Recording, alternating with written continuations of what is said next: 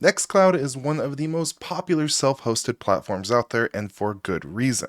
It gives you file sync, calendars, contacts, office document editing, video calls, a whole ecosystem of apps, all with the ability to run it on your very own hardware, in which you could think of it as your own private Google Workspace or iCloud replacement. And that is exactly what we're going to be setting up in this video. We're going to be setting up Nextcloud All-in-One. This is going to be using Docker on Ubuntu Server, and we're going to be using NetBird and the new NetBird Reverse Proxy feature to be able to access it and expose it to the open internet. And with that, I do want to talk about what we've done so far. Not a lot. Basically here we have Proxmox. This is what we're going to be installing it on. If you have some other machine or some other platform in which you can install just Ubuntu Virtual Server, or you have access to Docker in some way, you can go ahead and get this going just on that platform. If you're starting completely from scratch and you don't have Proxmox set up, I do recommend you check out our Proxmox guide, in which we go start to finish on getting all of that set up.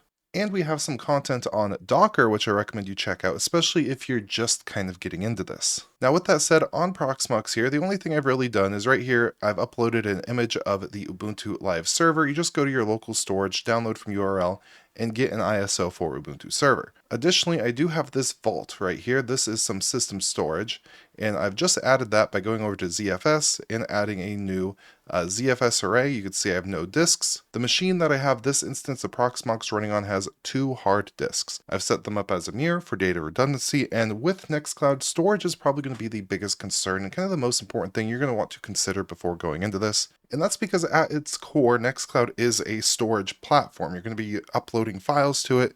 Now, if you're just uploading a bunch of documents, you don't really have too many large files to back up, you might get away with just using a simple Docker volume on your root system and you'll be good to go, depending on how much storage space your root file system has. If you're somebody like me who uploads terabytes of crap, primarily in the form of like video content and stuff, you're going to need some more storage. Luckily for me, I have some extra storage on this device, but there'll be a link down below to our Knowledge Hub if you have a separate NAS or machine or something that you need to link up to this, whether if it's mounting an SMB file share, NFS, whatever it may be. There are options to go ahead and do this, and we're going to talk about that when we point to a custom NC data directory later on when we set up our Docker Compose. And for this, I don't really want to spend too much time covering all the prerequisites, because then this would be like a 40-minute video.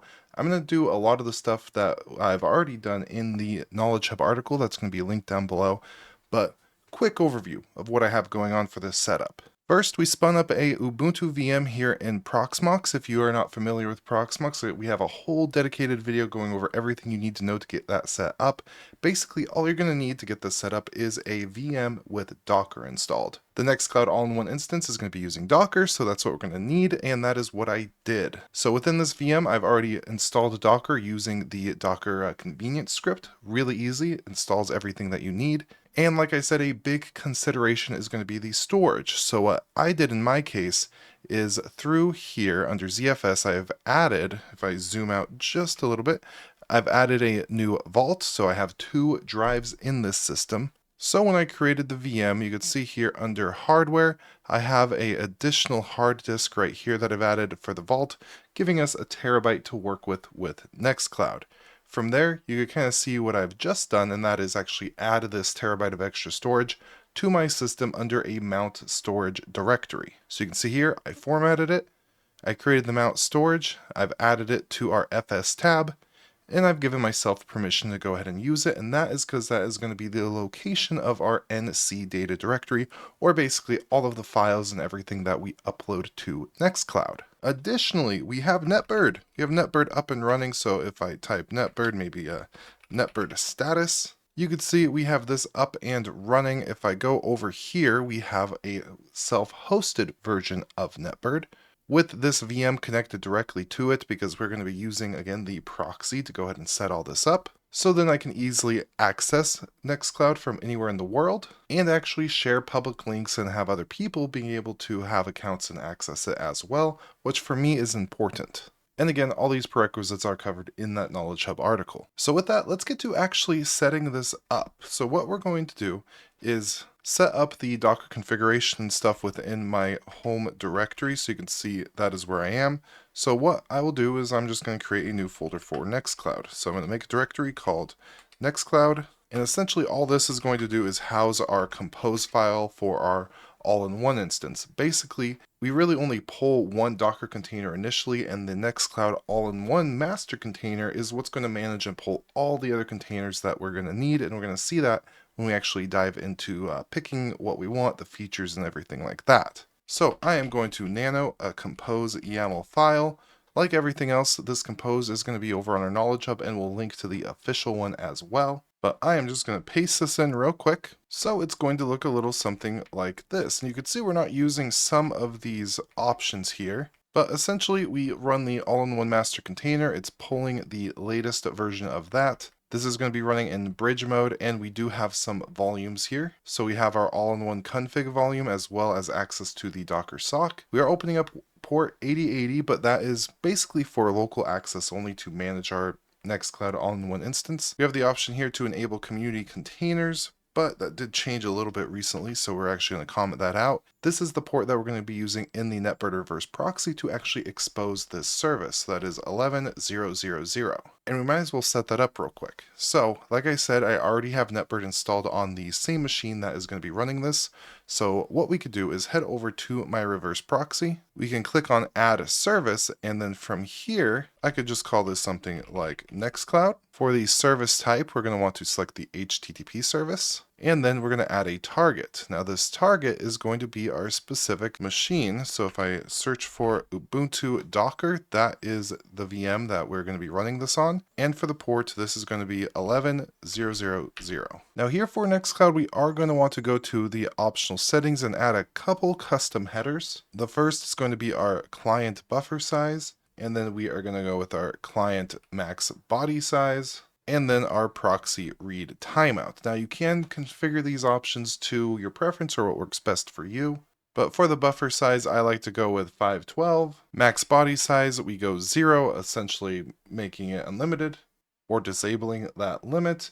And then finally for the proxy read timeout, again, I'm uploading large things, so I like to give it a lot of time.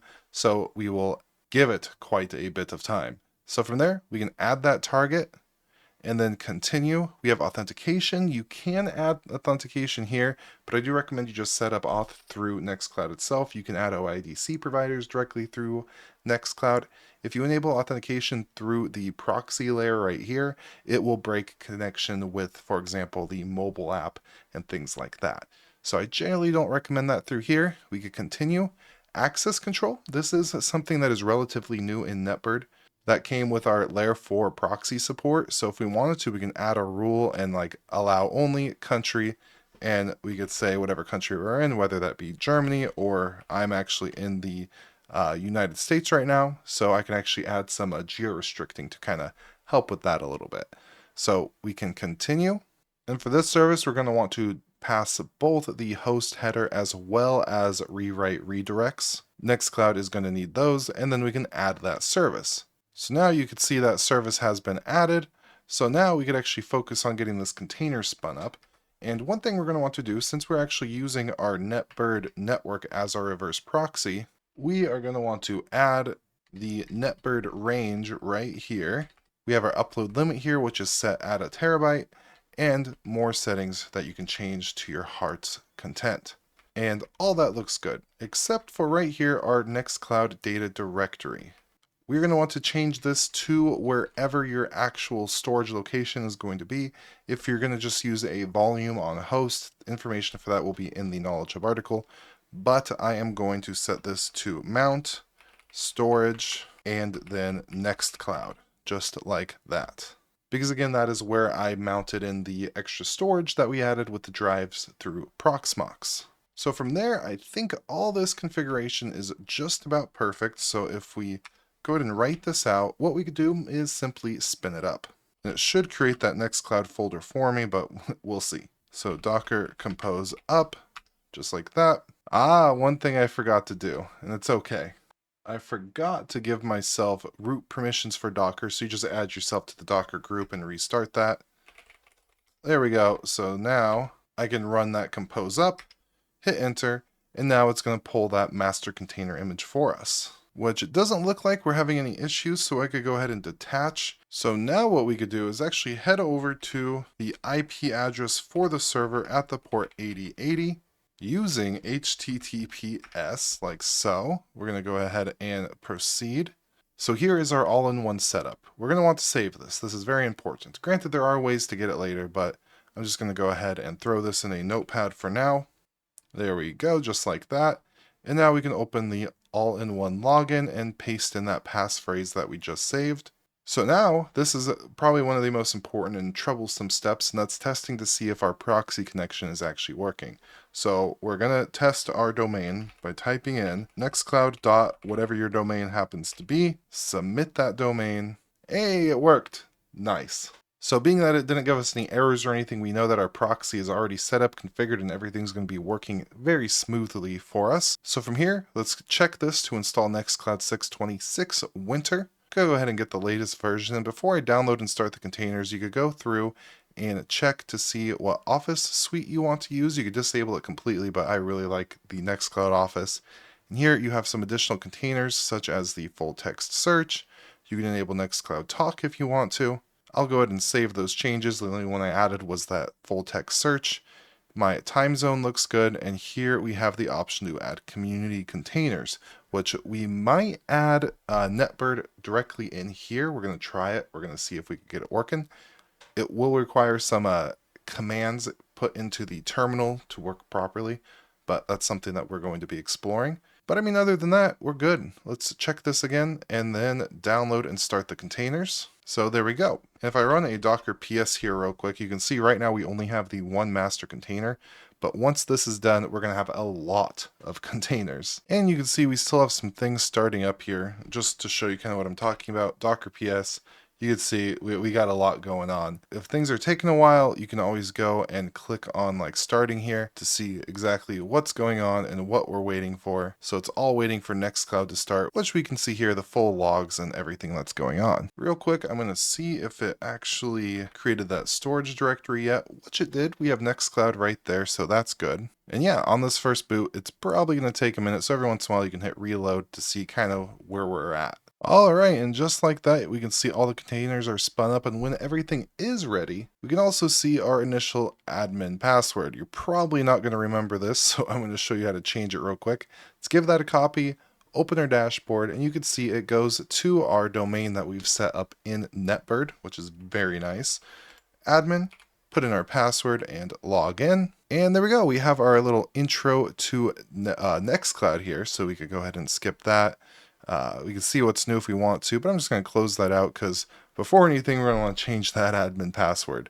So if you go over here, click on admin and go to administrative settings, it's from here that we could go up to security.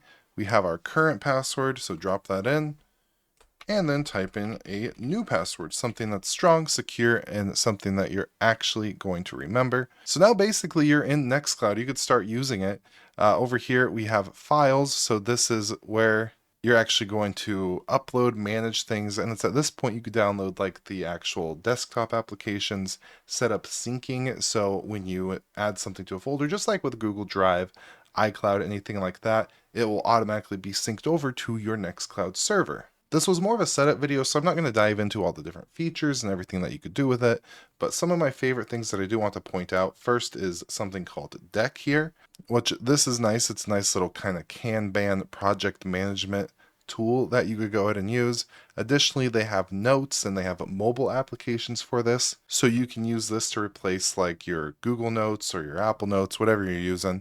And there's a whole bunch of other applications, and actually if you go over here and you click on apps, you could see a whole heck of a lot more.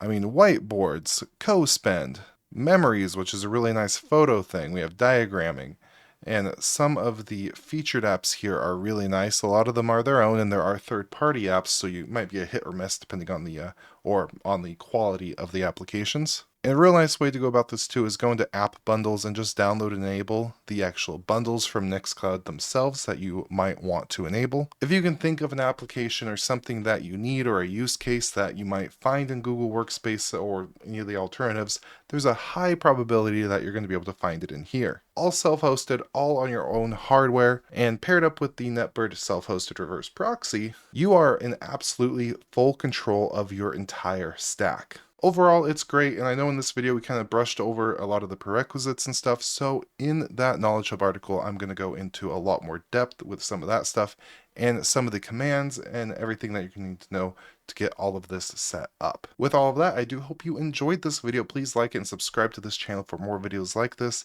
and with all that, I do hope you have an absolutely beautiful day, and goodbye.